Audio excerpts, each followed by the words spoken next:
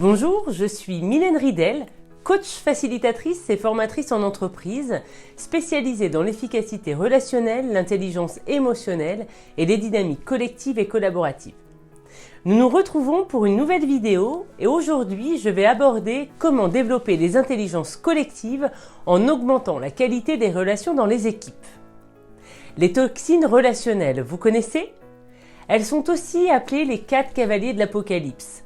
C'est John Gottman, chercheur et psychologue américain, qui a travaillé pendant des années avec des couples en difficulté.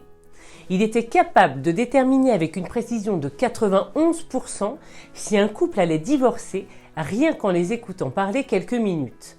De ces observations sont ressortis 4 ennemis du couple qu'il a surnommés les 4 cavaliers de l'Apocalypse ou toxines relationnelles.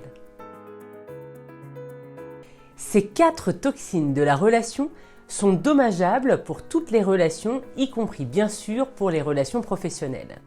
N'importe qui dans une équipe, une organisation ou tout autre système relationnel a déjà subi ou utilisé des toxines dans les relations et c'est tout à fait normal.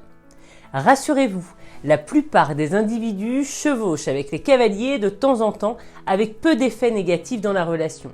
C'est lorsqu'elles sont présentes pendant une période prolongée et ou au quotidien qu'elles deviennent toxiques dans les relations. Ce que vous devez savoir en tant que manager, ce sont que les communications toxiques érodent la performance. Retenez la règle des 5 pour 1. Sachez qu'il faut 5 interactions positives pour effacer les effets contre-productifs des toxines. 1 à 5. C'est-à-dire que pour une relation saine, nous avons besoin de 5 fois plus de comportements interactions positifs pour compenser un seul comportement toxique. Les conflits viennent majoritairement d'incompréhension, alors comment dépasser ce conflit de manière constructive ? Nous allons ensemble détailler les 4 toxines ainsi que leur antidote. Les personnes qui utilisent cette toxine dans la relation sont des individus qui attaquent les personnes plutôt que leur conduite et souvent utilisent le tu. Tu es nul, tu aurais dû. Ils sont dans l'agressivité, ils sont rentre-dedans, ils sont en critique continuelle, ils utilisent l'intimidation et la domination. Quel est l'antidote de la critique et du blâme ? Dissocier l'individu du comportement. Prenez la responsabilité de ce que vous dites et utilisez le « je ».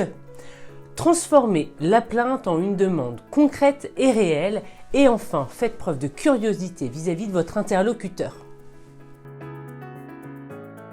Pour cette deuxième toxine, ce sont des personnes qui refusent d'assumer leur propre conduite et leur part de responsabilité. Sont souvent dans la justification « ce n'est pas moi, ce sont les autres ». Quel antidote mettre en place lorsque vous êtes dans cette toxine ? Clarifiez la demande, l'intention de votre interlocuteur. Faites attention à vos interprétations et surtout recherchez les 2% de vérité dans ce que vous venez d'entendre. Si vous utilisez la dérobade dans vos relations, vous avez tendance à être fermé à la communication, à être dans l'évitement, dans la passivité, voire le désengagement. Quels antidotes mettre en place ? Bien, si vous êtes submergé, trouvez un moyen de vous apaiser. Pratiquez la respiration ou la relaxation. Interrogez-vous sur les conditions sécurisantes à mettre en place avec votre interlocuteur afin que vous soyez davantage en mesure de parler directement. Osez exprimer ce que vous ressentez. Et enfin, le mépris. Sachez que cette toxine est la plus toxique dans les relations. Elle inclut le sarcasme, le dénigrement, le cynisme, la communication dégradante voire condescendante. Si vous avez tendance à utiliser cette toxine, soyez vigilant à bien utiliser une communication respectueuse. Plusieurs méthodes existent, la méthode DESC ou encore la méthode OSBD de la communication non violente pour l'observation, les sentiments, le besoin et la demande. Utilisez dans la communication le « je ». Et enfin et surtout, respectez l'individu dans un rapport égal à égal. Tout d'abord, développez vos propres compétences relationnelles. Évaluez la charge toxique dans vos équipes et encouragez des communications efficaces. Utilisez les outils toxines. Normalisez.